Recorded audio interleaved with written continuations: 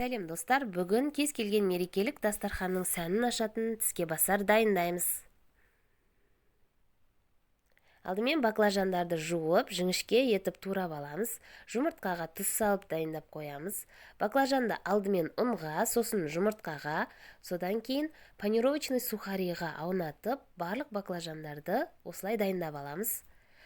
Қызып тұрған табаға май құйып, баклажандардың екі жағын қызартып, ортасы піскенше қуырып дайындап аламыз. Қанша баклажан қолданасыздар, сонша жұмыртқа кетеді. Мен 2 баклажанға 2 жұмыртқа қолдандым. Енді салмасын дайындаймыз. Салмасына сарымсақ, майонез, аздап тұз және аскөк салып араластырамыз. Баклажанның арасына салмасын жағып, шетіне қызанақ қойып, және сәндік үшін аскөк қойып, видеода көрсетілгендей ораймыз. Барлық баклажандарды осылай орап дайындап аламыз.